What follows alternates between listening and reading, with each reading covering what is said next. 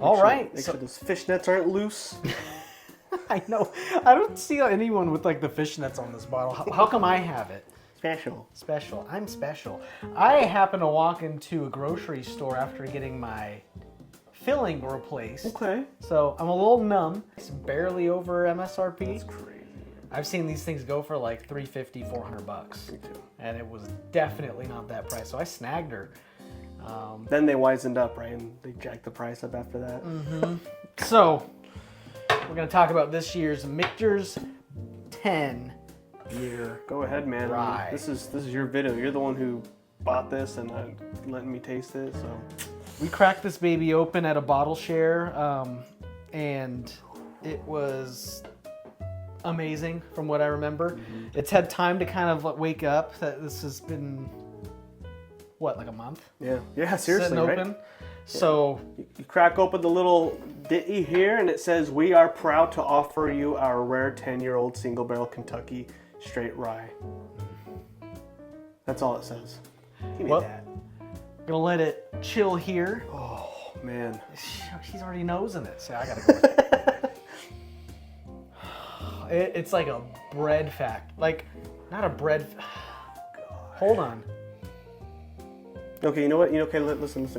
Preschool, remember the scratch and sniffs? Yeah. Just the most potent scratch and sniff strawberry chocolate fudge flavor you get off of those scratch and sniff stickers. It's almost giving you like that half maltiness, like it would, almost like a scotch, like a single malt. Okay. Almost, just muted. Doesn't smell like this is- like just a straight rye. It smells like a barely legal rye. This is like one of my favorite whiskeys we have. Absolutely, like Oh, top 5, maybe even favorite whiskeys that we have. and what's Oh my crazy, gosh, this is so stinking good. 46%. And it's that good. See, this proves that it doesn't need that proof. They have a lower alcohol percentage entry point into the barrel. So what that does is allow everything to kind of mingle and pull flavors from the barrel, not as aggressively as like 125, which a lot of other distilleries do, is like the standard. I think that's the maximum limit, or legal limit. But they do a lower entry alcohol proof into the barrel,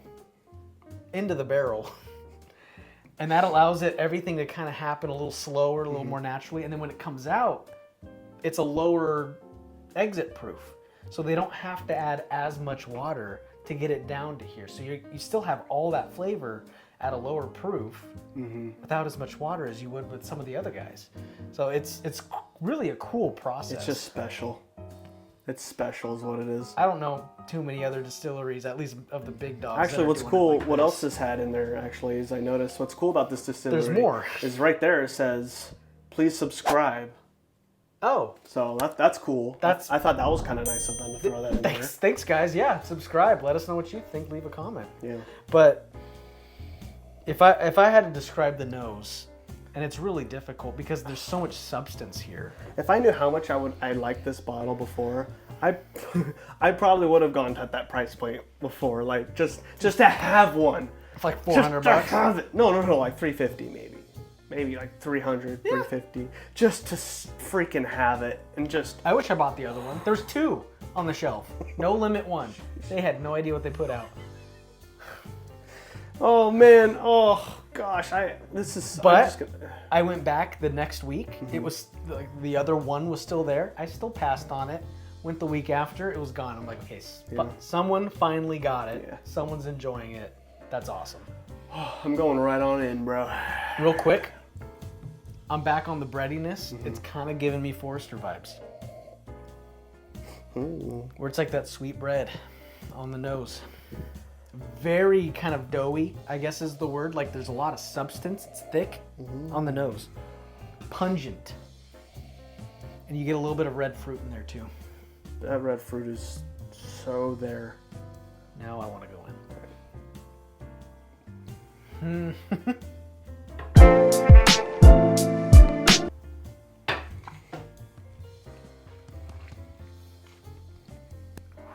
She drinks hotter. What is happening? Than 46.4%. Gosh, this stinking 10-year rye. This is the best 10-year whiskey I've ever had, I think. I'd have to agree. There's no 10-year whiskey I've ever had that can match up to this in years. And especially this low of a proof, too. This is a 1.6% higher than an Eagle Rare, but there's so much oiliness in it. It's like you have to chew it. You can't just swallow it. You got to chew it. And Kentucky Chew. Like there's so much happening in this bottle, in this sip. There's... my gosh. Like the dark, burnt caramelization, like where you get like creme brulee, but it's like the burnt edges, like they left the torch there a little bit too long, but it's not quite over burnt. It's perfect. You get the creaminess underneath it from the rye. It's just, and it's molassesy almost. It's like the Krispy Kreme donut. Oh. The Krispy Kreme donut with like the hardened chocolate on it. Oh my gosh, the shell. Yeah, and you're just crunching through. Getting zero grassiness. Nothing. No earth, no root. The only thing, it's like when you get a mint leaf and you like slap it, and like and like later in the day, like hours later, you kind of get a whiff of the mint from your hand. I'm getting a wisp at the very end that oh yeah, this is a rye. Very bourbon-y rye. Oh, that rye is on the finish for me. But but the mint, it's not there. It's like, it's all the creaminess of it. This is like not a rye until the finish. Yeah. This is crazy. 100%. This is nuts. This is a rye. I keep forgetting this is a rye. Like This is a bourbon lover's rye right here. Absolutely. Like this is an if you like whiskey, this will be your favorite rye ever. This is an if you like whiskey, this will be your top 10 favorite whiskeys ever. This is like if you're married to bourbon and you want an affair. Yeah. It's this rye. And she's got fishnet leggings on, ready to go. She is ready for her date. Man. This is a special bottle.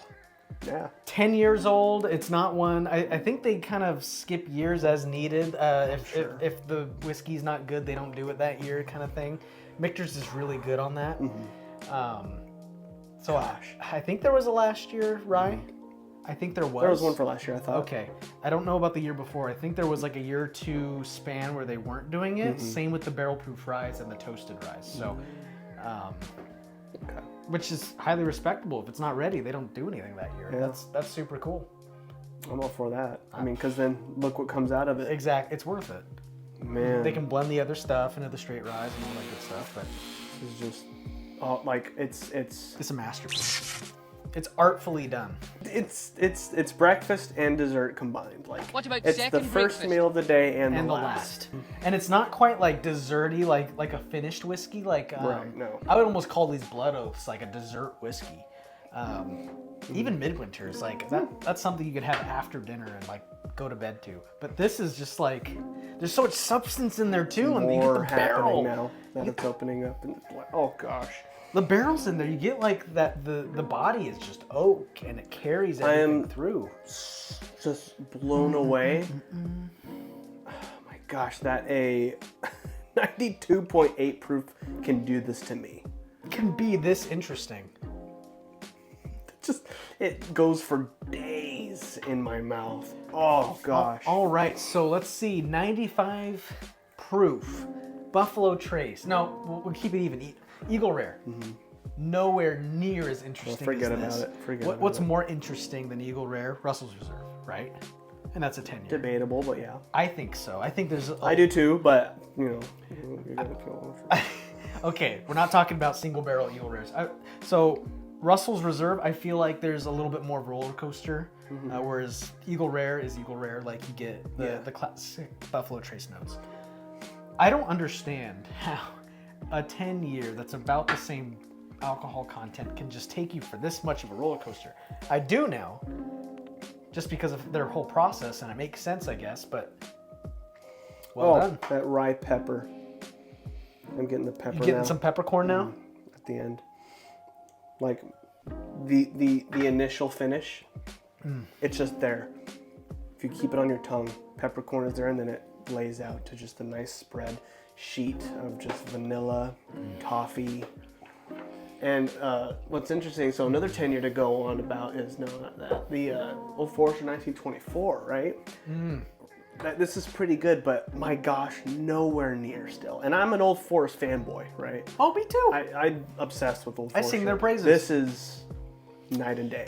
There's no chance. This has zero chance against this guy. A 10 year. This is the potential a 10 year whiskey has. And I'm absolutely blown away. It's incredible. I don't even know what else to say. No, I think that's it. I think that's the video. Oh, jeez. I think where we're at with this, what this shows me is this is in our lineup for our end of the year contest, whiskey of the year. So Yeah, I think it is. You'll see this one again. That's Absolutely, in it, you will. 100%. We're doing 4 or 5. Yeah. Okay. Yeah, top Our dogs. top 5. Okay. I like that. We'll see what wins. We'll blind them. Yeah. What's your whiskey of the year so far? This one's mine. 2024 Easy. MICHTER'S 10 year rye. Boom. Super grateful to be able to even find one. I'm grateful to be drinking it right now. This is special. This is a thinker.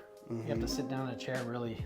So I'm leaving enough in my glass to do so after this video. Speaking of, thank you for joining us here on Brothers Barrel. I'm Harrison. And I'm Chris. And to drink responsibly, even though it's low proof, you gotta still, everything in moderation. Be smart.